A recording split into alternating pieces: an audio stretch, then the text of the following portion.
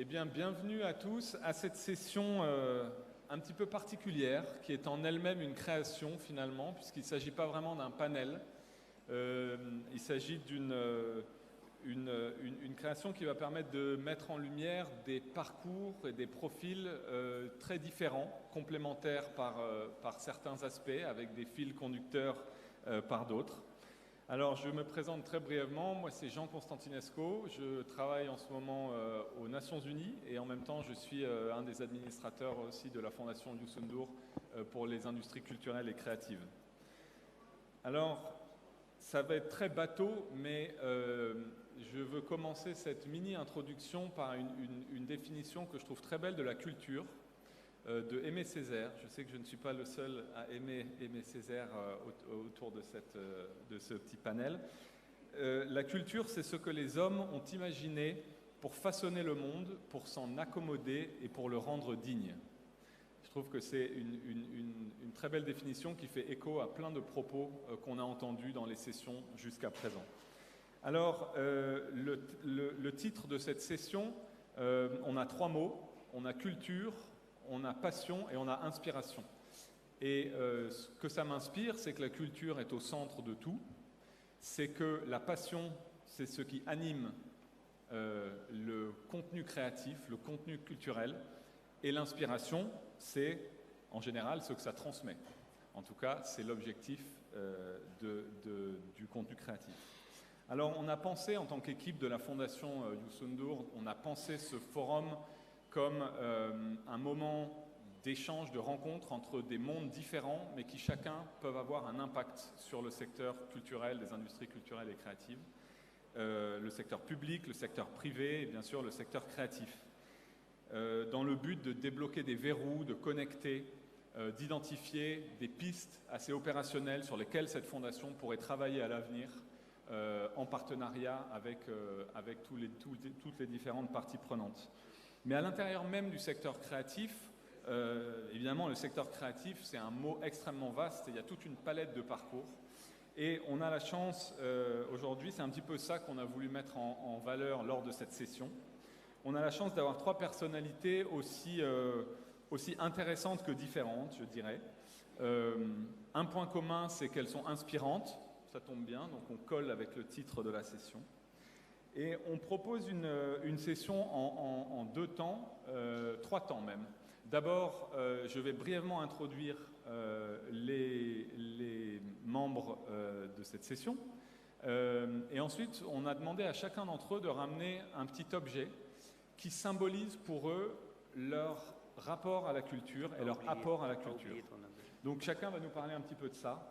Et puis ensuite, à la manière d'un TED Talk, en mauvais français, chacun va pouvoir s'exprimer en une dizaine de minutes et vous raconter leur parcours, les leçons tirées au cours de leur aventure à la fois humaine et artistique.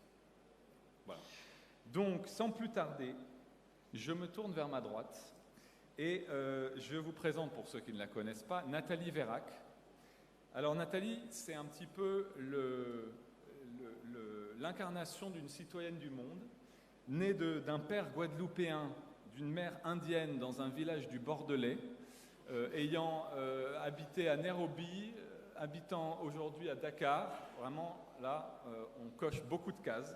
Et Nathalie, c'est une comédienne chevronnée qui a joué dans plusieurs rôles allant d'adaptation de classiques grecs, shakespeariens ou français, au théâtre d'avant-garde, même au cinéma, puisque récemment elle a joué dans un film, le film Syrah d'Apolline Traoré, qui a gagné d'ailleurs à la dernière Berlinale un prix. Donc actrice, mais pas que, puisque Nathalie a aussi récemment enregistré un album avec le grand joueur de kora et griot Ablaye Sissoko. Et j'ai pu moi-même être témoin lors de notre première rencontre à Saint-Louis de ses capacités assez exceptionnelles d'improvisatrice. Et donc c'est vraiment une artiste aux talents multiples et je crois pouvoir dire aussi avec une fibre humaniste très prononcée qui a mené de nombreuses interventions de théâtre pédagogique, théâtre pour le développement auprès de populations défavorisées. Donc voilà, en quelques mots, très brefs, Nathalie Vérac, et je propose de tout de suite lui laisser la parole quelques minutes pour qu'elle nous parle de son objet, mais j'en vois deux, donc je fronce les sourcils, mais voilà, qui symbolise son rapport et son apport à la culture. Nathalie. Donc merci beaucoup, merci à la Fondation Youssou N'Dour pour l'invitation, merci à ces belles personnes qui partagent ce moment avec moi, merci à Michel, à Nicolas, à Samantha pour l'accueil. Alors j'ai deux objets, un petit bonhomme asiatique qui me suit partout depuis l'âge de 10 ans. Et comme il a dit, je suis d'une mère du sud de l'Inde et d'un père guadeloupéen.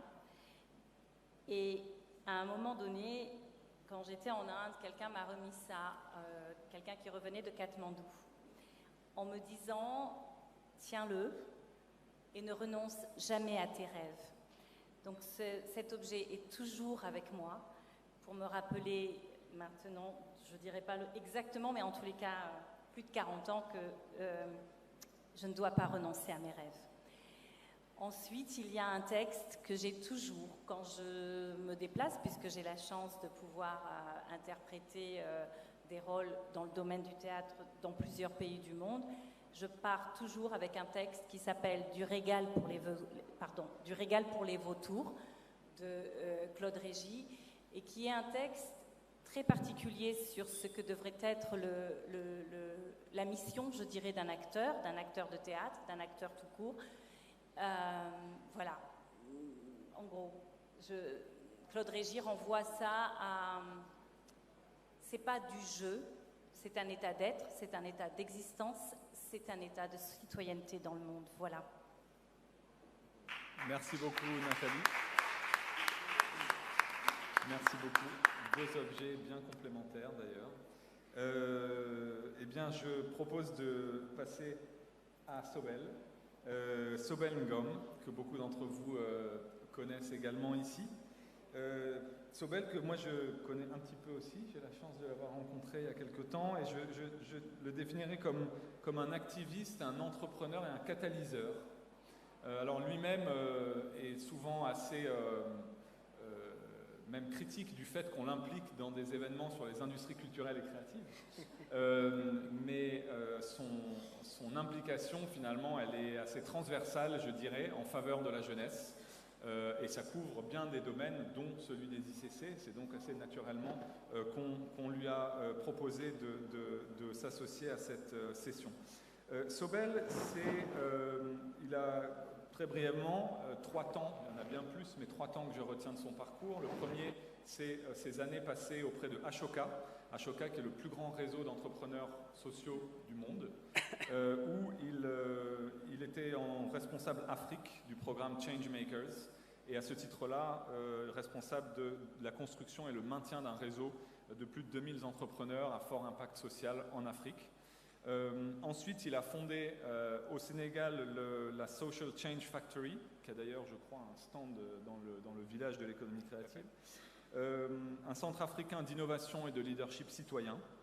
Et il a développé d'ailleurs des choses qui sont assez proches des ICC, programmes télévisés, jeux de société, et en tout cas a pu renforcer les compétences et le leadership de milliers de jeunes. Et sur cette lancée, il a ensuite cofondé, et il dirige aujourd'hui, quelque chose qui s'appelle Consortium Jeunesse Sénégal, qui est une alliance d'organisations de jeunesse qui a une approche très intéressante pour développer des solutions innovantes qui émanent de la jeunesse pour régler les problèmes auxquels la jeunesse est confrontée. Je pense qu'il l'expliquera bien mieux que moi, mais en tout cas, c'est un petit peu ce que j'en retiens. Et il pilote notamment le projet Yakar, en banlieue de Dakar à Guédiawaye, qui a pour objectif d'engager et d'outiller à l'emploi et à l'entrepreneuriat le chiffre assez impressionnant de 200 000 jeunes. Donc, Sobel, on est ravis de t'avoir avec nous. Et je souhaite à présent te demander quel est ton objet. Je vois une trousse, je vois des lunettes, je vois un téléphone. Voilà. À toi, Sobel. Alors, ce n'est ni le téléphone ni les lunettes. C'est ce qu'il y a dans la trousse. Donc, bonjour à tous. Je suis très heureux d'être là. Alors, bon, j'ai amené un objet que je n'ai pas depuis très longtemps. Non, je ne l'ai pas acheté. Ah, toi, tu l'as acheté. c'est gentil. C'est un jeu que j'ai créé il y a quelques années et qui s'appelle Yamaganacham. Et pourquoi ce jeu est important pour moi? C'est parce que j'ai grandi avec des jeux qui parlaient de la culture d'autres pays et qui valorisaient ce qui existait dans d'autres pays qui avaient une culture de produire des jeux. Et je me suis rendu compte que, même en tant que jeune Sénégalais, on pouvait très facilement grandir en connaissant mieux la géographie de France ou d'Europe que celle du Sénégal, ou des personnages, etc. Et j'ai voulu créer un jeu qui puisse apprendre aux jeunes Sénégalais à connaître et à aimer leur pays dans sa diversité culturelle, historique, etc. Et donc je trouve que ça représente bien déjà les industries culturelles et créatives, parce qu'il fallait que je trouve un lien, mais que ça parlait de ce qui est le plus important pour moi dans mon travail, c'est la transmission. La transmission de ce qu'il y a d'essentiel pour les jeunes, pour qu'ils puissent apprendre à se connaître, à s'aimer et à se développer là où ils sont. Voilà, donc le jeu Yamaganacham est mon objet. Merci beaucoup, Sobel. Merci beaucoup. Ça fait écho à des présentations qu'on a pu entendre hier dans le cadre de quelque chose qui s'appelle la Pépite Academy, que la Fondation aussi organise dans le cadre de ce forum et qui vise à identifier et ensuite soutenir des initiatives du secteur des ICC. Et dans l'une des 3 catégories, la catégorie animation, il y a 2 projets qui normalement sont retenus, qui visent exactement un petit peu dans la même veine à populariser des contes locaux, des comptines, et à vraiment mettre sur le marché, et notamment la transmission grâce aux plateformes, etc., eh bien, du contenu autochtone à destination des locaux. Donc je trouve que c'est un très bel angle. Merci Sobel. Et donc, passons à notre 3e invité. Imaginez-vous une collection d'art de plus de 1000 œuvres.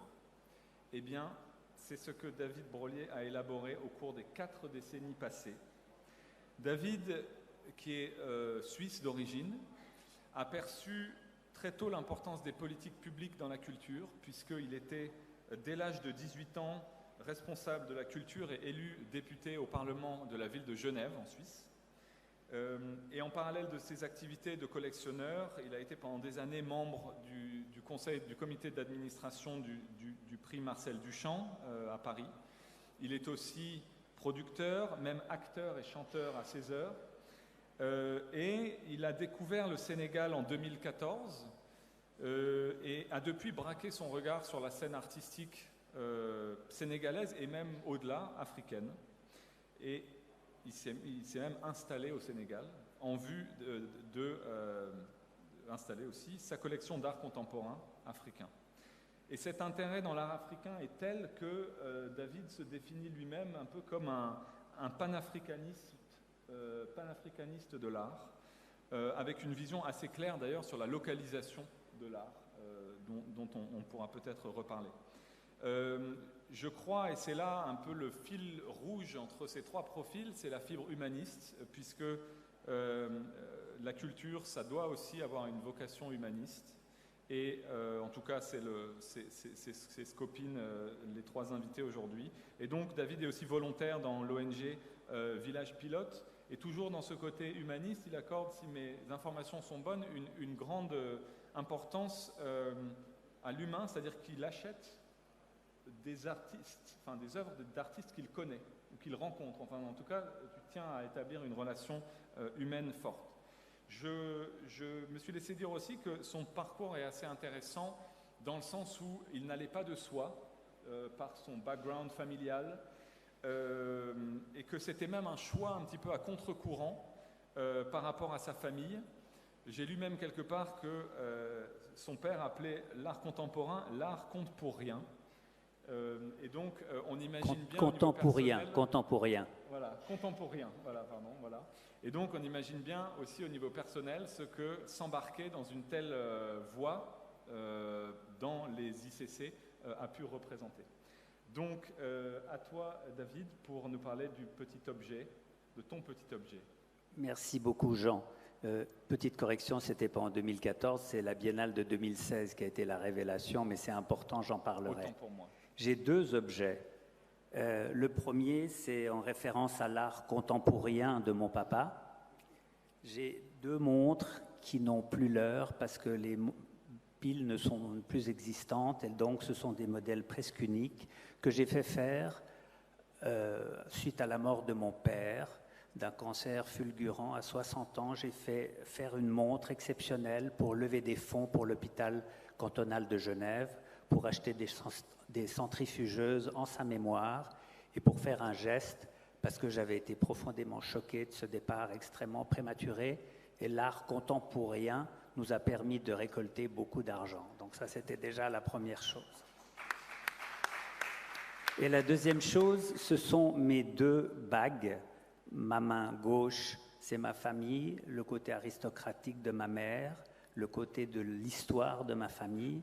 Et la main droite, c'est l'Afrique avec une bague Niger en argent et en ébène. Et c'est moi qui suis complètement partagé par ces 2 mondes-là, entre la famille et la tradition, et l'Afrique et la découverte. Bravo, merci beaucoup. Merci beaucoup David. Sans plus attendre, je propose de me tourner vers Nathalie et d'écouter un petit peu ce qu'elle a envie de nous raconter. Encore une fois, c'est une session création, c'est une session, donc on ne sait pas exactement ce que ça va donner, mais je suis persuadé que ça va continuer d'être très intéressant. Donc Nathalie, je t'en prie. Merci beaucoup. Alors, on fait un petit voyage ensemble. Juste, je vais parler de ma place de comédienne. Ma première pièce de théâtre, j'ai 5 ans. Je ne sais pas pourquoi la maîtresse, tout d'un coup, a décidé que ce serait moi dans cette classe qui jouerait ce spectacle de fin d'année. Ensuite, le théâtre revient quand j'ai 14 ans et tous les mercredis après-midi, je fais du théâtre. Et je rêve grand, je rêve de devenir comédienne. Mais j'arrive au bac et mes parents vont s'entendre dire par le professeur principal qu'en fait, ce serait vraiment un grand gâchis que je décide après le bac de devenir comédienne et pas de faire des études. Alors on fait un deal à la maison, on se dit que je vais faire des études et puis que je peux continuer le théâtre en amateur. Et j'essaye 1 année. Et je suis prise par quelque chose de tellement fort qui est que non, je serai comédienne envers et contre tout, et avec une confiance qui s'appelle la foi. Alors, en petit comme ça, je pars, parce qu'à l'époque, je vivais, comme il a dit, à Bordeaux, et je décide de partir à Paris. Donc j'appelle des copains, je leur demande de venir me prendre pendant que mes parents sont au travail, en voiture, je n'avais pas le permis, et on va aller à Paris, je serai comédienne. Je m'arrête sur l'autoroute, parce qu'il n'y avait pas de portable à l'époque, et je téléphone au travail de mon père, je lui parle et je lui dis « Bon, ce soir, je ne serai pas là ». Il me dit « Ah, tu as une soirée avec des amis ?» Je lui dis « Non, je suis partie à Paris pour être comédienne ». Et là, il y a eu un silence de dingue. Mais je leur ai demandé pardon parce que maintenant, je suis maman. Et j'ai 19 ans. Et il finira, après ce long silence, par me dire « Bonne chance ». Et en partant comme ça, de toute façon, je ne pouvais pas échouer. Parce qu'il était hors de question que je revienne chez moi et que je leur dise « En fait, ça n'a pas marché ». Donc ça, c'est le point de départ. J'arrive à Paris et moi, je suis métisse. Et en Inde, l'art s'apprend avec un maître et un élève. Et je décide, donc du haut de mes 19 ans, que personne ne va décider pour moi. Donc je fais plein de petits boulots, de babysitter à mannequinat par moment, à serveuse, et je vois plein de pièces de théâtre. Et dans toutes les pièces de théâtre que je vois, je retiens 2 personnes. Sotigui Kouyaté qui était ce comédien du Burkina Faso, pilier chez Peter Brook, et Philippe Adrien qui a été professeur pendant 40 ans au conservatoire et qui a dirigé pendant 30 ans le théâtre de la Tempête à la cartoucherie de Vincennes. Je leur écris, c'est là que le rêve commence. Pourquoi je leur écris? Mais parce que c'est moi qui dois choisir mon destin. Et je suis très jeune. Donc, je leur écris. Et par un miracle, voilà, ils me répondent tous les 2 favorablement. Ils m'accueillent et ils me forment. J'aurai 20 ans de collaboration avec Sotigui et 25 avec Philippe Adrien. Mes premières tournées, la première fois que je viens jouer au Sénégal, c'est en 2000-2001, en tournée avec les Bouffes du Nord et Peter Brook. Donc voilà, ça c'est le départ. C'est le départ d'une conviction que, en fait, le rapport d'un maître à un élève, pourquoi? C'est qu'il n'y a pas que l'art, en fait. Il n'y a pas que la formation technique. Certes, je l'ai acquise, mais il y a eu toute la dimension humaine que j'ai apprise. Sotigui faisait que je m'asseyais pendant des heures avec son épouse et ses enfants jusqu'à 2-3 heures du matin pour apprendre à compter, mais pour apprendre le sens profond qu'il avait reçu du Burkina. C'est mes premiers voyages avec lui en pays d'Ogon, c'est comprendre le théâtre du côté bas, c'est comprendre toute cette transmission. Philippe Adrien, pourquoi? C'est parce qu'il base son travail sur la question de la psychanalyse et du traitement du rêve, ce qui fait que quand je joue Andromaque, je ne joue pas Andromaque à partir de ce que Racine a donné, à partir des rêves de Nathalie, donc de mes rêves nocturnes, qui viennent influencer une direction à mon personnage. Donc je vais apprendre à travailler entre le théâtre et l'animisme avec Sotigui, et je vais apprendre à travailler entre le théâtre et ce monde nocturne où on part tous, toutes les nuits, à partir du rêve. Ensuite, je vais construire, avoir une soif d'apprendre. Donc voilà, je suis comédienne pendant 20 ans en France et je vais chercher partout.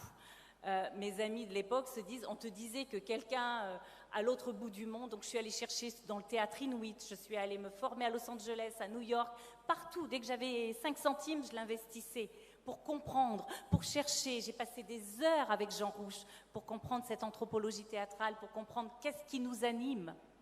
Et c'est parce que c'est maintenant 30 ans de parcours. Effectivement, j'ai vécu 4 ans au Kenya et depuis 10 ans, je vis ici. Et ça, c'est important. C'est que je ne serai jamais la comédienne que je suis aujourd'hui sans le Sénégal. Et ça, c'est 10 ans. 10 ans, ça doit faire 4 ans que je fais des choses au Sénégal.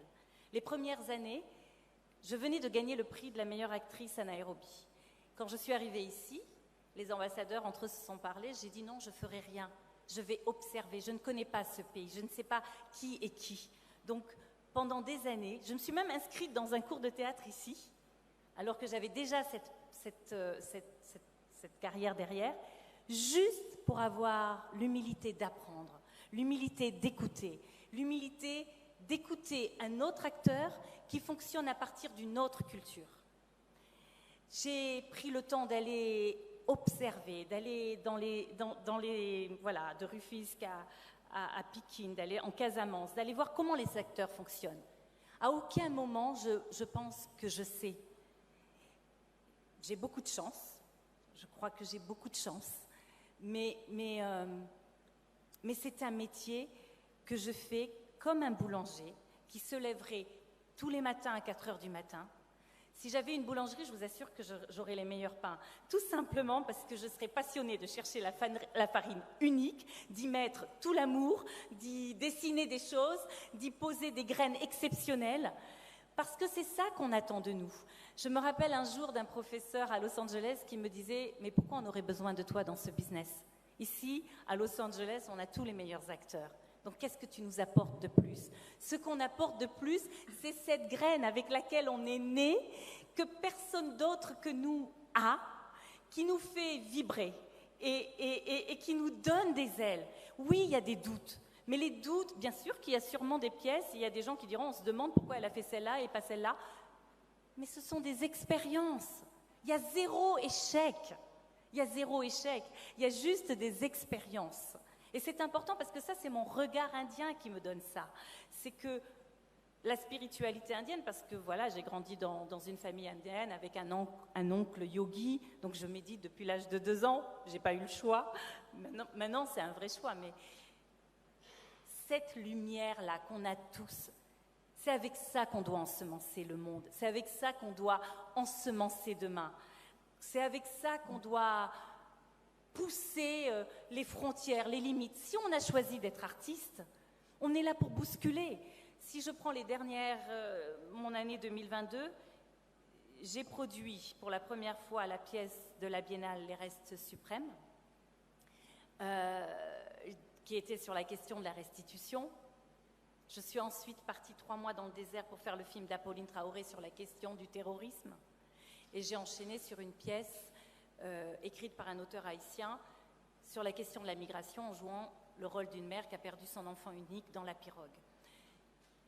c'est un combat politique. Quand je fais ça, je laisse pendant 10 mois mes 2 filles qui ont 13 ans et 10 ans. Je suis une femme noire. Quand on est une femme noire, on se dit, bon, ok, elle est comédienne, mais à un moment donné, quand elle va se marier et être maman, elle va se calmer. Hein, elle va arrêter. Donc, décider, et je vais donner mon âge, j'ai 52 ans, décider à 52 ans que c'est ça la priorité, que c'est un combat, que c'est une vraie mission politique. Voilà. Je crois que c'est...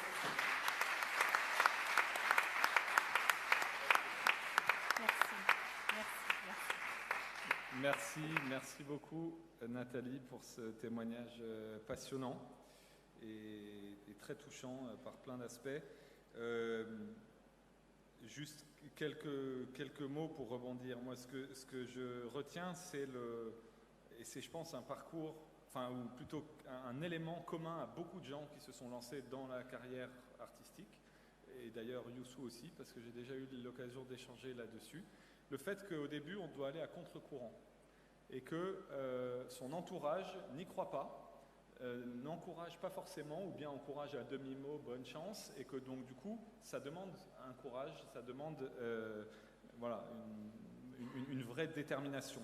Et le lien avec mon deuxième point, c'est quand tu parles de la graine de chacun, c'est-à-dire le fait de pouvoir choisir son destin, de croire en soi, de faire fructifier cette graine, de la faire grandir, etc. Ça, je pense que c'est aussi un élément très important et inspirant. Je retiens aussi ta vision de la transmission qui va au-delà de la technique. On parlait dans la session d'avant d'école, de formation et tout. Oui, mais il me semble que tu as une vision de la transmission, de la formation qui va bien au-delà que juste un apprentissage scolaire, qui est aussi relié au respect, à l'observation, à l'humilité. Et je crois que ça, c'est l'élément le plus important, c'est qu'on parle depuis le Sénégal et on parle depuis le continent, à savoir, et qu'il y a cette similarité avec l'Inde, c'est que nos anciens nous ont appris en s'asseyant, en observant et en regardant. Et que même quand ils nous demandaient d'aller faire une petite chose de façon anecdotique, cette petite chose anecdotique, elle était emplie de tout un savoir. Et que c'est ça notre forme de transmission. C'est pas. Alors évidemment, j'ai la chance, on pourrait se dire, que j'ai été formée en Europe. Mais j'en suis revenue très tôt. C'est-à-dire, même moi, je ne veux pas continuer à servir cette forme-là de vision de transmission parce qu'elle ne nous représente pas.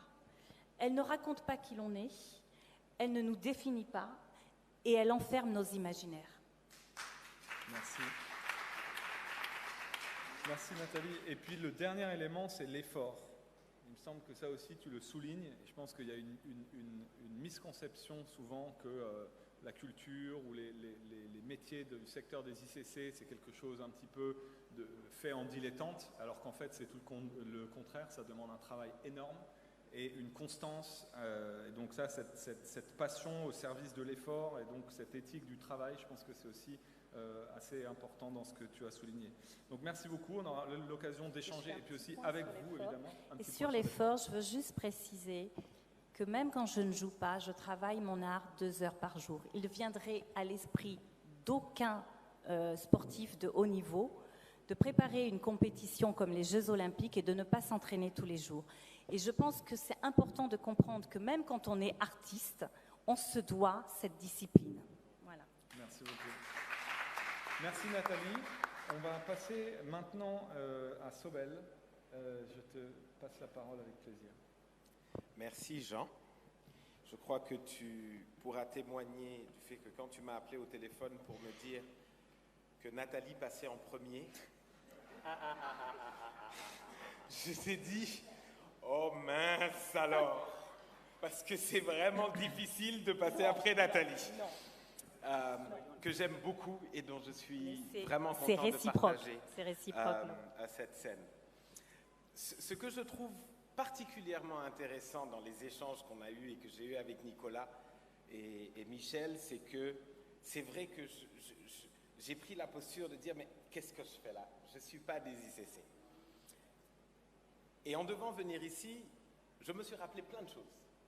Et je vais commencer par partager cela avec vous. Quand j'étais petit, mon rêve, c'était d'être comédien, Nathalie. C'était mon rêve le plus absolu. J'ai commencé à faire du théâtre, je devais avoir 5-6 ans, au cours Sainte-Marie de Anne, avec Pape Faye, qu'on connaît bien au Sénégal et qui était le metteur en scène et animateur du théâtre. Et très tôt, il y a eu une belle opportunité au Mariste parce que l'école accueillait en séjour un grand metteur en scène, dramaturge, Benjamin Jules Rosette. Et Benjamin Jules Rosette, avec une professeure de français, qui était aussi une grande admiratrice du théâtre, qui s'appelait Isabelle Monplaisir, ont décidé ensemble de monter la tragédie du roi Christophe. Et ils ont donc mis en place une troupe avec des élèves de toutes les classes. Et je me suis porté volontaire pour jouer dans la tragédie du roi Christophe. Et j'avais le rôle le plus exaltant pour l'enfant de 11 ans que j'étais. Je jouais Hugonin, le bouffon du roi. Et je m'amusais grandement en apprenant des paroles dont je me souviens toujours en créole, l'empéré vidéo et coucou, et plein de choses comme ça. Et j'ai vu la puissance de ce que le travail collectif de mes 11 ans avec des étudiants de première, de terminale, qui jouaient des rôles. On a travaillé dur, comme tu le disais, avec rythme. On n'a pas travaillé comme des élèves, on a travaillé comme des comédiens. Et c'était vraiment, je crois, la première réalisation collective dans laquelle j'ai ressenti une fierté d'avoir participé à quelque chose et une fierté d'avoir bien joué mon rôle. Et pourquoi c'était une fierté en particulier ? C'est parce qu'à côté de ça, à l'école, je n'étais pas un très bon élève. Et donc, je n'avais pas souvent l'occasion, je ne l'ai pas eu souvent dans toute ma trajectoire scolaire, d'être très fier de mes résultats. Et le théâtre a été pour moi le moyen de me dévoiler et de montrer que j'avais un talent, que j'arrivais à faire rire les gens, que j'arrivais à les amuser, que j'arrivais à capter leur attention. Et je veux vous lire quelque chose que j'ai reçu d'un homme pour lequel j'ai une très grande considération, mais dont j'ai pris conscience que 20 ans après avoir joué cette pièce-là. Cette lettre commence par « Cher Sobel, c'est avec grand plaisir que je tiens à venir te féliciter pour la belle prestation faite à l'occasion de la représentation théâtrale sur la tragédie du roi Christophe de Aimé Césaire. La qualité du jeu de chacun, jusque dans les détails, et de la mise en scène sont tout à votre honneur. Bravo. Je souhaite que cette belle expérience de réussite, réalisée en commun et partagée étroitement avec tes camarades d'école, puisse t'enrichir le cœur et laisser une trace positive dans tes souvenirs pour l'avenir. Et il conclut ceci. Que tu puisses donc savoir qu'une œuvre de beauté, travaillée et réalisée ensemble avec d'autres, est la plus belle façon de se grandir soi-même et d'embellir sa société. Avec tous mes encouragements. Victor Emmanuel Cabrita, qui était le directeur du cours Sainte-Marie de Anne. Cette lettre, je ne l'ai pas comprise quand j'avais 11 ans. Je ne l'ai comprise que récemment. Et deux choses me marquent dans cette lettre. La grandeur d'un homme, directeur d'une école de 5000 élèves, qui prend le temps d'écrire à un petit élève de 5e avec les mots qu'il a mis. Et la deuxième chose, c'est que quand je regarde aujourd'hui ce qu'est mon quotidien, c'est de diriger une alliance de plusieurs organisations et de plusieurs personnes qui œuvrent ensemble pour améliorer la vie des autres.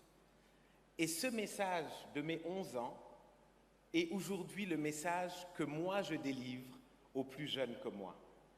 Et donc, ces industries culturelles et créatives, comme on les appelle aujourd'hui, qui sont un peu la culture pour les profanes, finalement, elles traversent notre vie même quand on ne s'en rend pas compte. Et elles ont un impact qui est conscient ou qui ne l'est pas.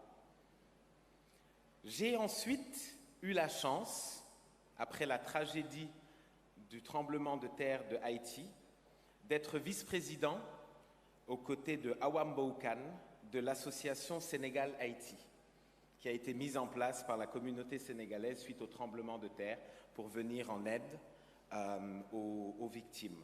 Et nous avions rejoué la tragédie du roi Christophe. Je devais avoir 21 ou 22 ans, et cette fois-ci, j'ai joué Christophe.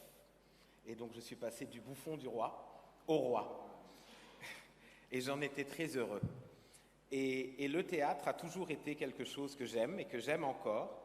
Et je me souviens que quand je disais à ma mère que je voulais être comédien, elle me dit « Fais attention, être comédien, c'est comme être footballeur. Il y en a 1 sur 1000 qui réussit. Donc tu ferais mieux de savoir vraiment ce que tu vas faire de ta vie parce que tu as peu de chances de pouvoir en vivre. » Peut-être qu'elle a eu tort, ou peut-être pas, mais je n'ai pas eu le courage et je n'avais peut-être pas la même passion fondamentale que toi tu avais, Nathalie. Et puis, à un moment donné, à 17 ans, une autre trajectoire complètement différente s'impose à moi. Je travaille pour une réalisatrice de films. Au final, vraiment, j'ai un lien avec les industries culturelles et créatives. Comme régisseur, Laurence Gavron, dans son film sur Yandé Kodoussen. Et dans le film sur Yandé Kodoussen, vous devez l'entendre à mon nom, je m'appelle Sobel Ngom, on peut clairement comprendre que je suis sérère. Je jouais le rôle de régisseur et nous étions donc à Gandiaï, dans le village de Yandé Kodou, au moment où les résultats du baccalauréat étaient affichés pour les élèves de terminale. J'étais au cours Sainte-Marie-de-Anne. Au cours Sainte-Marie-de-Anne, qui est une école privée, il y a plus de chances pour un élève de terminale d'avoir le bac que de ne pas avoir le bac. On a à peu près un taux de 80% de réussite annuelle. Donc en fait, on se dit que c'est vraiment, il faut faire des efforts pour ne pas l'avoir. À Gandiaï, dans toute ma grande surprise, j'assiste aux résultats du bac. 87% d'élèves n'ont pas eu le bac au premier tour. Et je vois une réalité que je ne m'étais jamais imaginée et que je n'avais jamais sincèrement prise en compte. Et je suis choqué. Et dans cet état-là, je me rends compte des privilèges de ma propre vie. Du fait qu'en fait, je n'ai jamais manqué de rien. Que j'ai été à l'école, que je n'ai jamais eu de grève et que mon chemin était finalement un chemin chanceux. Et je me dis que c'est injuste. Pourquoi un jeune homme ou une jeune femme de 18 ans comme moi, qui parce qu'il est né ailleurs, qui a travaillé plus dur que moi, qui en rentrant à la maison avait des corvées, qui a dû marcher beaucoup plus de kilomètres que j'en aurais dû, pourquoi ce même élève devait passer le même examen que moi, en sachant, lui, qu'il avait 8 chances sur 10 d'échouer. Or, moi, quand je le passais, je savais que j'avais 2 chances sur 10 d'échouer. Et j'ai trouvé cela très injuste. Et cela m'a affecté, et je crois que c'était le déclic qui m'a engagé pour pouvoir travailler afin que les jeunes aient tous accès aux mêmes chances pour pouvoir réussir et aux mêmes chances pour pouvoir développer leur potentiel. Et donc, c'est de là que, progressivement, m'est venue l'idée de créer Social Change Factory pour aider progressivement la société à pouvoir voir les jeunes non pas seulement comme un groupe à problème qu'il fallait aider, mais comme un groupe qui voulait porter des solutions, un groupe qui était utile à la société, et puis progressivement à créer le consortium jeunesse quand j'ai vu qu'il y avait quand même un plafond de verre au-dessus de la tête de Social Change Factory, parce que même si la société passe son temps à dire que la jeunesse est l'avenir et que la jeunesse est le futur, notre société ne fait pas encore suffisamment confiance aux jeunes. Et ça, c'est une réalité. Et le consortium, nous l'avons créé parce qu'on s'est dit, si la société ne nous fait pas confiance en tant qu'entité individuelle, si on se met ensemble et qu'on est plus fort, la société aura peut-être plus de raisons de nous faire confiance. Et c'est ce qu'on a fait, et je peux le dire, l'union fait effectivement la force. Car en 2 ans, nous avons réussi en tant que groupe à réaliser plusieurs précédents que d'autres associations ou groupements de jeunes n'ont pas pu réaliser avant. Et donc la leçon pour moi, c'est tout simplement que, comme le disait Victor Emmanuel Cabrita, c'est ensemble que l'on crée des belles choses, c'est ensemble que l'on se grandit soi-même et c'est ensemble que l'on grandit sa société. et c'est peut-être sur ça que je vais conclure, l'union fait la force, l'union est difficile à construire, l'union est difficile à maintenir, mais c'est dans l'union qu'on atteint des victoires qu'on ne peut pas atteindre dans la singularité et dans l'individualisme. Voilà.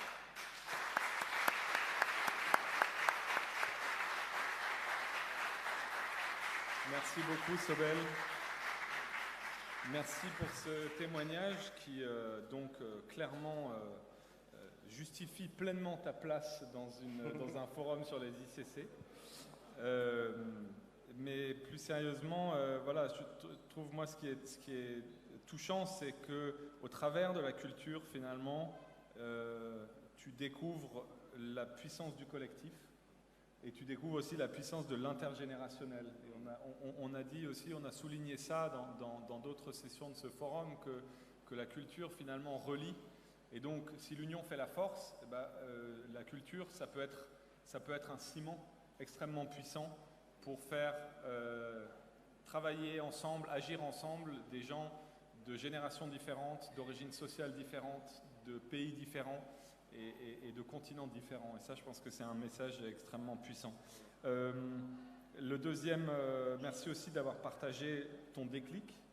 Une pensée pour Laurence Gavron, qui aurait beaucoup aimé être avec nous aujourd'hui, mais qui n'a pas pu revenir au Sénégal, malheureusement.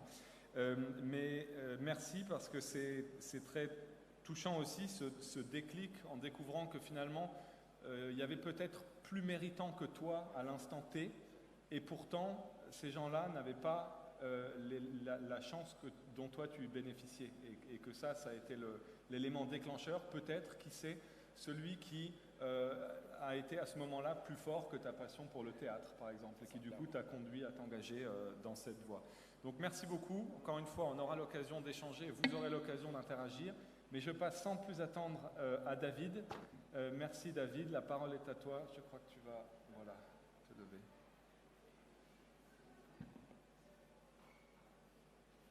Merci beaucoup. Merci beaucoup Jean, merci beaucoup pour cette introduction. Je suis particulièrement ému de parler devant mon grand frère Youssou N'Dour ce 25 mai 2023, où normalement je suis à Cannes, au Festival de Cannes. Et je suis tellement heureux d'être là pour Fort Afrique et lui dire à mon cher Youssou l'importance de ce forum et que c'est une première édition et que ça sera une première édition d'une très longue série, car la culture est essentielle. La culture, nous devons absolument savoir que c'est notre quotidien. Et ça, c'est une chose que nous avons oubliée pendant 2 ans de Covid. On nous a dit que la culture était non essentielle et je devenais fou en Europe quand j'entendais ce genre de propos. Merci, mon cher Youssou, de ta présence en plus. En même temps, parler devant toi, c'est très émouvant. Et Youssou, tu es très important dans mon parcours parce que la culture, elle m'habite depuis très longtemps, mais c'est toi qui m'as permis d'avoir un ancrage au Sénégal quand je suis venu te voir, grâce à l'intercession d'une personnalité politique dont je ne citerai pas le nom car je suis un homme apolitique et la culture doit être pour le peuple, pour les hommes et les femmes et ne doit pas être politique. Donc je suis venu à Dakar. Et pourquoi ? Après, n'est-ce pas, moi, Paris, New York, Londres, Madrid, Miami, Genève et ailleurs, pourquoi Dakar ? Eh bien, Dakar, c'est pour moi une révélation en 2016, la Biennale de Dakar, et le programme OFF, qui me subjugue, qui m'interpelle. Plus de 350 programmes organisés par les uns et les autres, des indépendants, des artistes, des galeristes, des institutions, que sais-je. Moi, j'arrive, le petit Suisse, le petit Toubab de Genève, qui un jour avait rencontré, et je ne crois pas au hasard qu'aux coïncidences, le président Senghor à la maison avec mon père. J'étais là et je vois ce monsieur, je dis à mon papa, qui est ce monsieur noir ? Il me dit, c'est le président Senghor, c'est le poète, c'est le président du Sénégal. Et peut-être que c'est pour ça qu'aujourd'hui je suis ici au Sénégal et que je suis avec toi à tes côtés à Fort Afrique pour parler de ce sujet tellement important qui sont les instruments culturels et de culture et les cultures inspiration passons, les ICC. Donc peut-être que c'est ça l'idée. Alors voilà, moi je suis venu, je suis un ambassadeur de la culture sénégalaise qui découvre, c'est ma deuxième année ou ma première année, donc je suis un nouveau-né ici dans la culture sénégalaise. J'ai commencé il y a 40 ans à acheter Romuald Azumé, Barthélemy Togo, Brûlis Boisbré, des gens que je ne connaissais pas. Je ne connaissais pas l'Afrique. Je voyais l'Afrique par le truchement et par le biais de ces artistes que je croisais dans les expositions, etc. Je me suis très vite engagé dans la culture parce que j'ai pensé que la culture, c'était important. La culture, pour moi, c'est un dialogue de paix. C'est un moyen de faire de la diplomatie différemment. Et ça, j'y attache beaucoup d'importance. Je pense que nous sommes des ambassadeurs de la diplomatie douce, non violente, et j'insiste sur le mot non violent. Et à la jeunesse, je dirais qu'aujourd'hui, la violence ne sert à rien. La violence, on doit faire les choses en se parlant, en essayant de s'écouter. Nous, les Suisses, nous sommes les plus vieux démocrates de la planète, probablement. Et la seule chose que nous pouvons vous donner comme avis, c'est parler, échanger. Ne soyez pas forcément d'accord, mais ne soyez pas dans la violence, soyez dans l'expression culturelle, soyez dans l'expression artistique, soyez dans la création. C'est beaucoup mieux, c'est beaucoup plus utile, et vous ferez grandir aussi le Sénégal et cette teranga, terre d'accueil.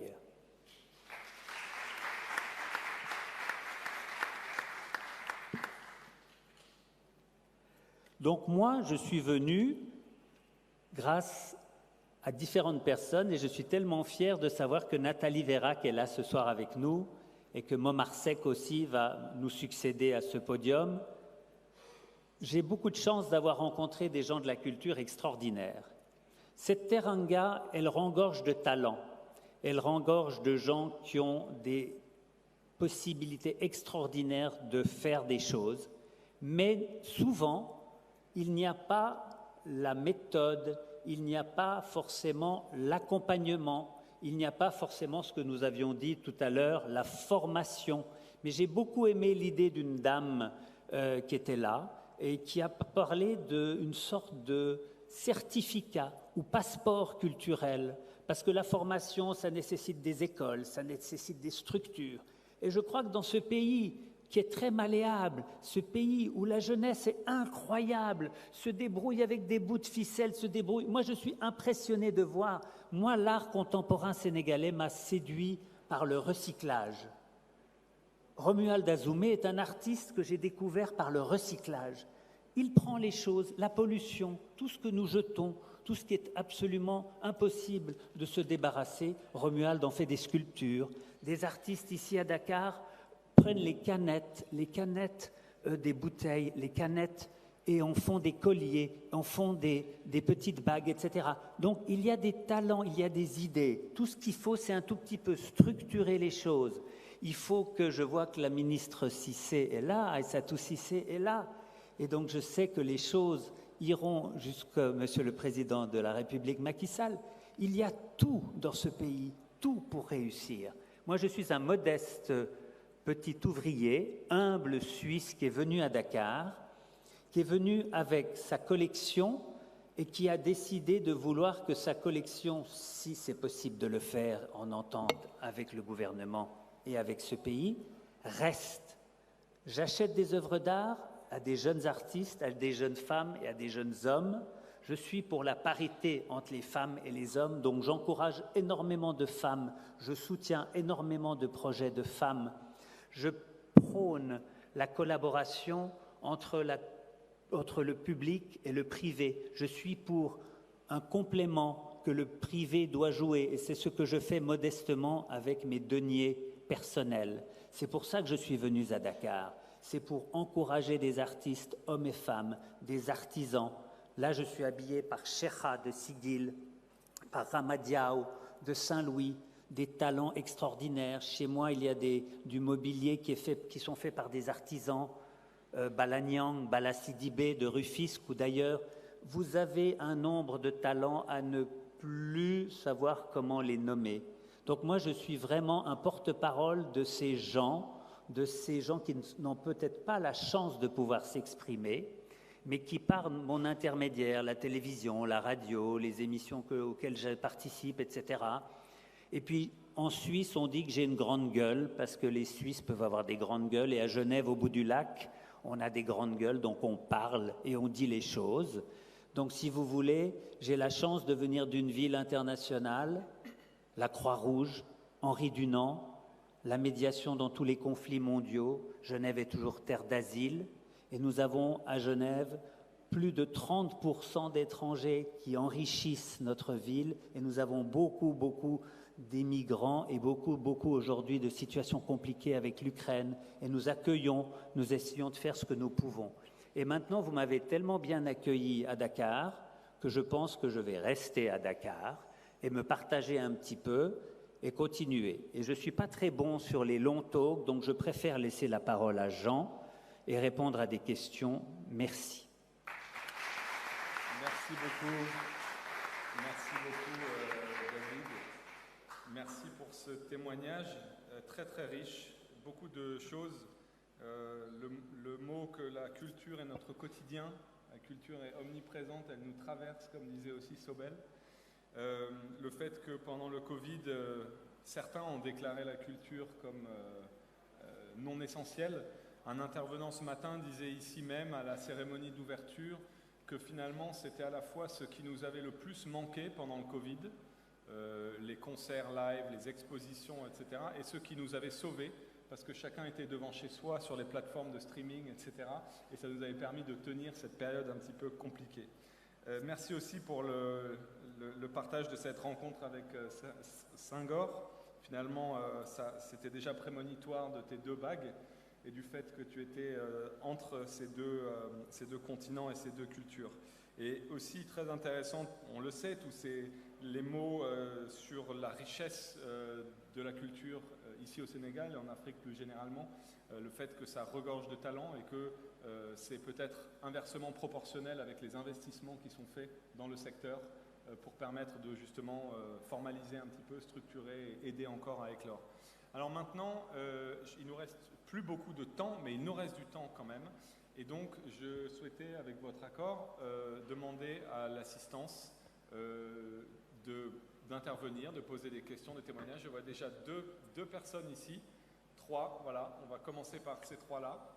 Madame, je crois qu'il y a un micro qui arrive. Si c'est possible de vous présenter brièvement. Oui, je vais me présenter.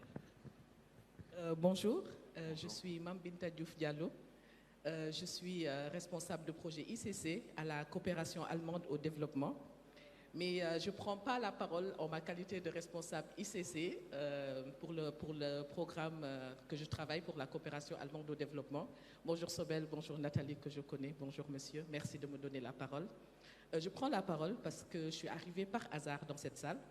J'avais quelque chose de prévu tout à l'heure à 18h, donc j'ai vraiment insisté pour intervenir avant de partir. Et je prends la parole pour cette magnifique dame, Nathalie Vera. Tout à l'heure, j'ai versé des larmes. Ma collègue ne savait pas pourquoi. Parce qu'il fut un moment de ma vie, je n'étais pas encore responsable de projet.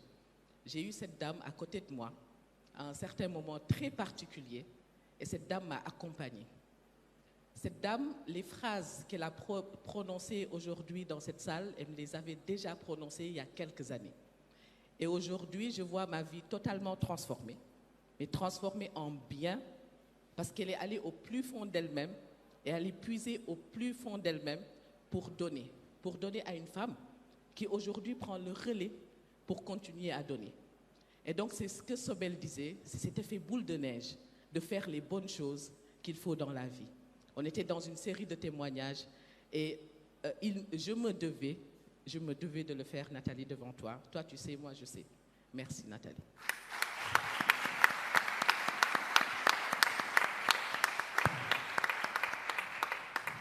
Merci beaucoup.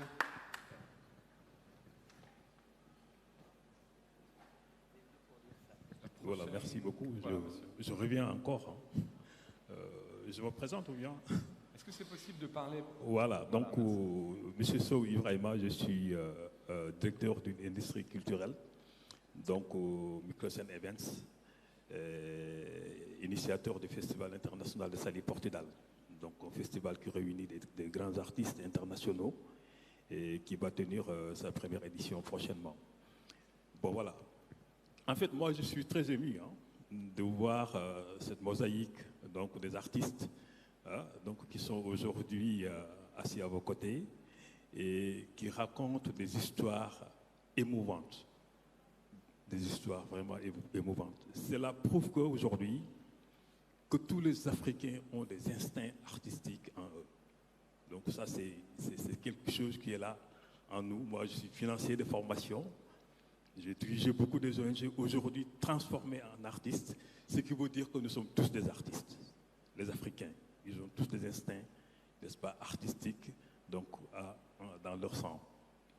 Moi, ce qui m'a un peu, disons, comment dirais-je, impressionné, c'est ce Suisse, ce monsieur, ce grand monsieur, qui a quitté son pays natal, Genève, venir s'installer ici au Sénégal.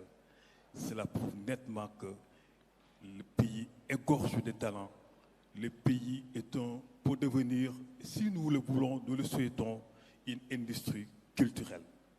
Donc moi, je pense qu'aujourd'hui, la question que je vais vous poser, c'est une question à savoir comment est-ce que vous pouvez, n'est-ce pas, comment dirais-je, associer ces trois talents qui sont là et pour n'est-ce pas, mettre en place quelque chose, n'est-ce pas, de artistique concrète, donc qui permettra donc à booster la culture, n'est-ce pas, africaine de l'avant. C'est ça ma question. Voilà, merci. Merci beaucoup, monsieur.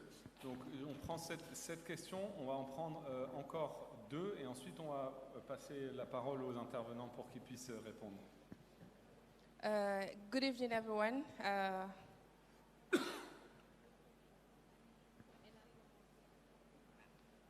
Okay. Good evening. My name is Awagai. I'm going to speak in English because that's what I'm more comfortable with. I am a journalist, a TV presenter at Groupe Futur Media. I'm working for President Youssou N'Dour.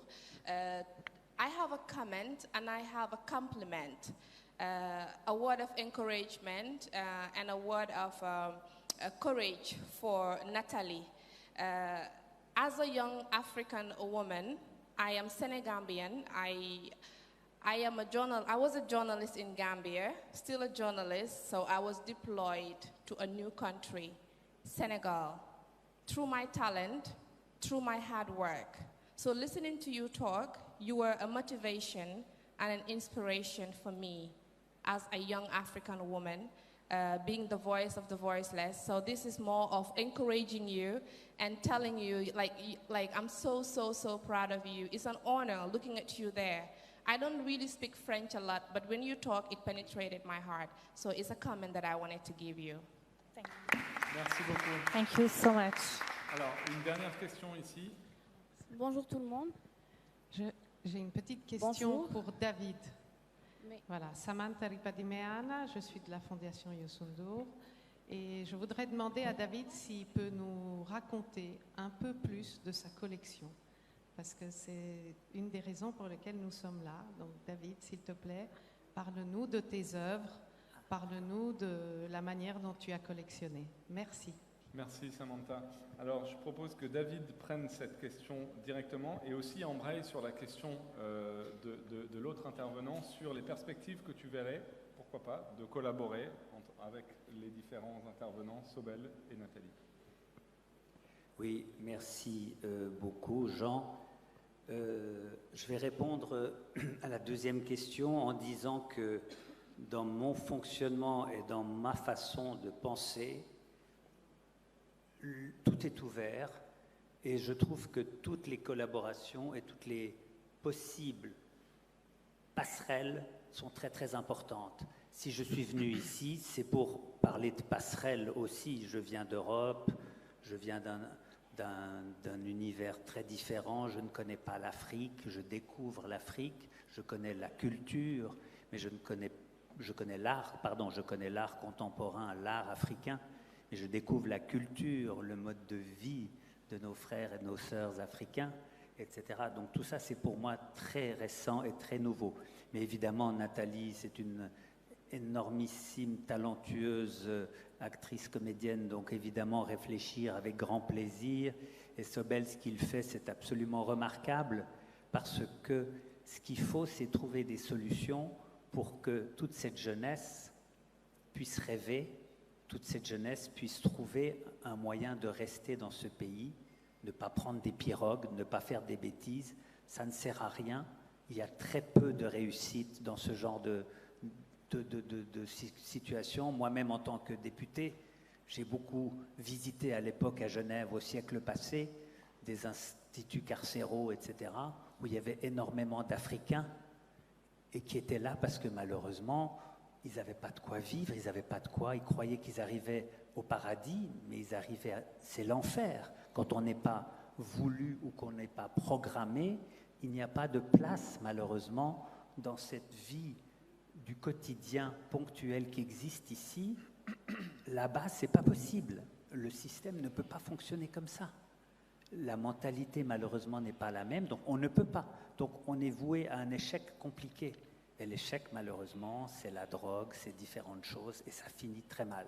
Donc ça, c'est malheureusement un élément très important que je répète à tous les jeunes quand je les vois. Nous ne sommes pas le paradis. Il faut venir si vous avez un visa, si vous avez une invitation. Et autrement, il faut rester dans vos pays, il faut rester au Sénégal, réaliser vos rêves, travailler, essayer d'avoir de quoi vivre très correctement, parce que c'est très compliqué, c'est très compliqué. Donc voilà, ça c'est la première réponse. Maintenant pour la collection, pour Samantha, la collection, depuis que je suis à Dakar, j'ai beaucoup acquis d'œuvres d'art, et ces œuvres d'art d'artistes sénégalais comme Viediba, comme Fally Senso, comme Doutz, etc., etc., n'est-ce pas? Tous ces gens sont rentrés dans ma collection en espérant que je puisse réussir mon pari et ma mission, qui est que ces œuvres restent en Afrique de mon vivant, ou voire après moi, car pour moi, ce n'est pas un problème de me dire que ça peut tout à fait être une donation d'une certaine façon à un État, dans des conditions qui seraient évidemment à réfléchir, etc., mais pour la population, les femmes et les hommes sénégalais, et surtout, j'aimerais que l'art aille dans les villages, j'aimerais que l'art se propage. Les gens n'ont pas tous la chance de venir à Dakar, beaucoup de gens ne peuvent pas venir ou ne vivent pas à Dakar, et l'art doit être accessible à tous et à toutes. Donc on va réfléchir à des systèmes, à des possibilités de créer des navettes ou des camions ambulants avec des œuvres d'art. Je vais réfléchir à des idées, et ça, Sobel pourra peut-être probablement beaucoup me donner d'informations. Il faut que l'art aille vers la population. Et il ne faut pas que les musées soient inaccessibles, il faut que probablement les musées soient gratuits. Et là, je lance une pierre dans l'escarcelle ou dans le domaine ou dans la mare du gouvernement. Il faut que les musées soient gratuits, en tout cas jusqu'à un âge, en tout cas au moins 16 ans, 17 ou 18 ans, pour inciter la jeunesse et inciter la jeunesse à pousser les portes et à aller regarder ce que c'est que leur histoire, leur patrimoine. Le patrimoine est essentiel et j'attache beaucoup d'importance au patrimoine et je pourrais en parler pendant des heures, mais il faut conserver le patrimoine sénégalais au Sénégal. Merci beaucoup, David. Alors, on me presse pour que cette session passionnante doive se conclure alors que plein de mains se lèvent. Donc, je souhaiterais d'abord juste passer la parole à Nathalie, à Sobel. Et voilà, ok. Donc, Nathalie, et comme ça, on aura le temps pour une question encore. Alors, Nathalie. Donc déjà, je vais remercier les deux dames qui ont témoigné. I just want to say to you, because you're from Senegambia, just trust you all the time. Whatever is happening, whatever people will say to you, trust you all the time. Because at the end of the day, you are the only one in front of the mirror before to sleep who will know what to do, what you have to say, and what is your dreams. That is so important. Maintenant, pour tout le reste, je dirais que, évidemment qu'il y a des heures intenses de solitude, mais ça, tout le monde le connaît. Il n'y a pas une personne dans cette salle qui, quel que soit son métier et son trajet professionnel, n'a pas de doute, sinon ce serait mentir. Il n'y a pas de moment où on n'a pas peur, parce que la peur, le doute, les moments où on erre sont nécessaires à devenir l'humain qu'on a envie de devenir. Tous ces moments sont nécessaires à notre évolution et on doit les accueillir avec le plus grand amour que l'on peut s'offrir à soi-même. Parce que, au fond, quand on devient adulte, la personne qui peut le mieux vous aimer, c'est vous-même. La personne qui, au fond de la nuit, quand tout est noir, va vous appeler du plus profond. C'est cette petite fille, ce petit garçon que vous avez été. Donc, la seule chose que j'ai à partager quand je suis sur scène, c'est que je rentre de la même façon que mes filles jouent, ou qu'on a joué, nous, aux voitures pour les garçons, à la poupée pour les filles. On y a cru, on y croyait pleinement. Donc, quand je rentre sur scène, je rentre avec la même candeur et la même naïveté, et je crois en mes rêves et j'abandonne jamais. Merci beaucoup. Alors, on va prendre une dernière question ou un témoignage, s'il vous plaît. Mais c'est pas possible. Bonjour à tous, je me nomme Cheikh Oumar Diallo, je suis artiste photographe, je suis aussi entrepreneur culturel. Permettez-moi de m'exprimer à la langue que le monde voudrait bien connaître, qui est le Wolof, et je m'adresse à M. Ngom Sobel. Aziz, consortium du Sénégal moo ngi accueillir ay nit ñu bari ci ay ndaw gis nga leen ñuy exécuter xam nga ni que ni dañoo am ay talent mais wax nañ que ni gouvernement bi peut-être wala dirigeants yi ñoo amagul confiance ci jeunesse bi ci say wax ci njëlbeen wax nga ko wax leen que ni ñaata nit kay accueillir ci consortium du Sénégal te buñ fa ñëwee lan lañ fay pratiquer ndax lu ñu gëm la wala nekkul lu ñu gëm sur tous les plans, que ça soit dans la culture, que ça soit dans l'éducation, ak tamit nombre d'heures ñu fay nekk di passer. Merci bien. Je confesse que ma compréhension a été assez limitée, mais je passe la parole à Sobel. Oui, bon déjà, je peux répondre en français? Ok. Non, je pense que son point va un peu dans le sens justement de démontrer qu'aujourd'hui, les jeunes sont en train de prouver leur valeur. Les jeunes sont en train de créer, sont en train de régler des problèmes qui ne sont pas leurs problèmes, qui sont des problèmes publics. Ils aujourd'hui se substituent concrètement à des responsabilités qui sont des responsabilités publiques. Et même quand ils le font, ils n'ont pas nécessairement la reconnaissance qu'ils doivent avoir. Qu'il faut que nos dirigeants puissent nous voir davantage tels que nous sommes et tels que nous réalisons, et non pas tels que la perception de ce que les jeunes sont domine, c'est-à-dire un groupe de personnes que l'on doit servir. C'est un groupe de personnes sur qui on doit capitaliser pour pouvoir construire, et que c'est important que l'on puisse ressentir cette confiance-là, et tu as raison, et puis je t'encourage aussi vivement dans ce que tu fais au quotidien. Je vois ton engagement notamment aux côtés de golf avec les jeunes, et voilà, je pense que yaa ngi si yoon bi quoi. Bu la dara sonal, je suis sûr que tu vas réussir à engager des jeunes autour de toi. Moi, ce qui me rend le plus fier dans mon travail, c'est de voir comment les jeunes évoluent. Ils ne stagnent pas, ils commencent avec un état où il y a très peu de choses devant eux, et ils grandissent, et ils grandissent, et ils grandissent, et ils réalisent, et c'est ce que tu fais. Donc félicitations pour ça, et puis c'est très bien que tu sois dans ces espaces-là pour pouvoir t'exprimer, et c'est encore mieux que tu sois dans ces espaces-là qui se passent au Sénégal, qui sont destinés à des Sénégalais, où tu t'exprimes en Wolof. Et ça, vraiment, je t'encourage à avoir le courage de continuer à le faire, même quand l'audience ne s'y prête pas nécessairement, parce qu'on doit rappeler que cette culture, c'est d'abord la culture des jeunes Sénégalais, des Sénégalais, et que dans ce pays, un tiers des personnes parlent français. Et donc c'est important, et à peine, donc c'est important de pouvoir avoir cet espace-là. Donc bravo, voilà. Merci. Je passe la parole à David et ensuite on va vraiment devoir conclure. Je voulais juste remercier notre frère de parler en Wolof et juste lui expliquer que pour nous aussi, on doit apprendre le Wolof, mais ce n'est pas très facile.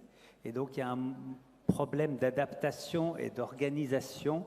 Il faut que la jeunesse essaye d'être un peu plus tranquille avec nous en termes du fait qu'on ne maîtrise pas le Wolof. Ce n'est pas volontaire, c'est parce qu'on n'a pas forcément toujours le temps, etc. Mais leur dire aussi que de parler le chinois, le français, l'allemand, l'espagnol, l'anglais, l'italien, ce sont aussi des grands enrichissements au niveau de la personne, en termes de généralité, et que le Wolof, c'est très bien, mais il faut aussi avoir une autre langue, c'est très important si on veut pouvoir sortir du pays et faire des projets au niveau de l'international. David, je t'aime beaucoup, et c'est pour ça que je me permets de te répondre ce que je vais te répondre. Si lui, il allait en France ou en Suisse régulièrement depuis 2016, il parlerait un français nickel.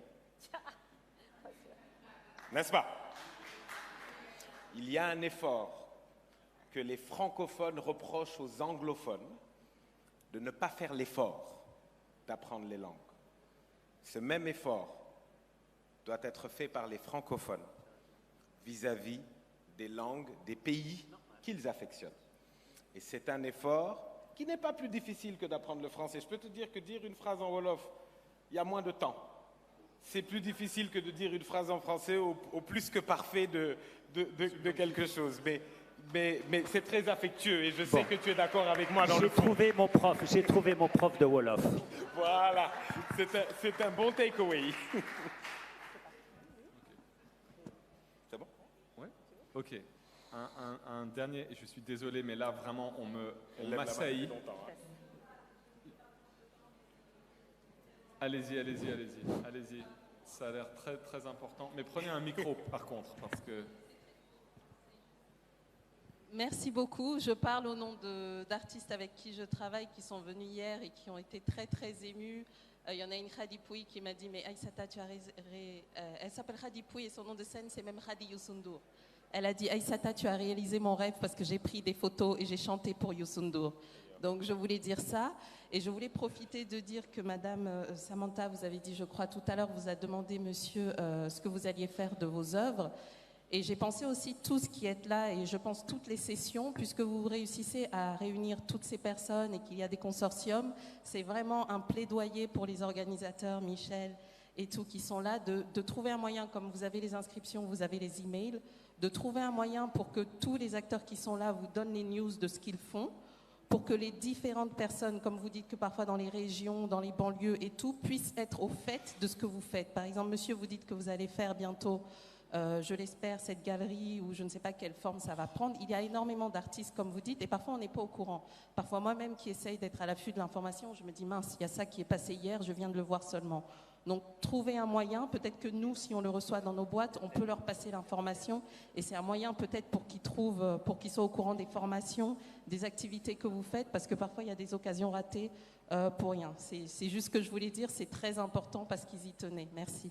Merci beaucoup.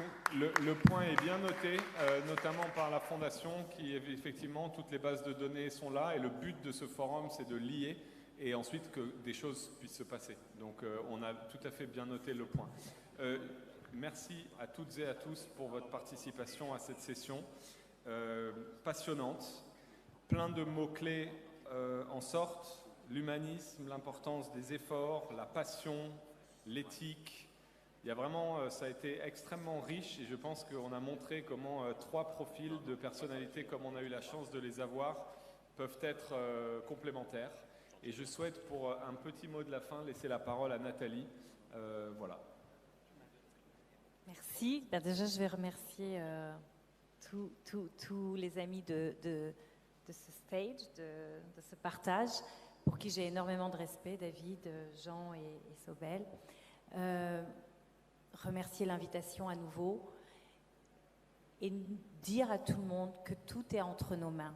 C'est-à-dire à nous de rêver grand et petit à petit on construira toute l'infrastructure nécessaire à ce que les industries créatives à partir du Sénégal puissent être mieux structurées, que ce soit au niveau de la formation, au niveau de la transmission, au niveau de l'encadrement pour une meilleure visibilité. On a besoin de circulation, on a besoin de développer la mobilité, que voilà, tenons-nous la main et on y arrivera.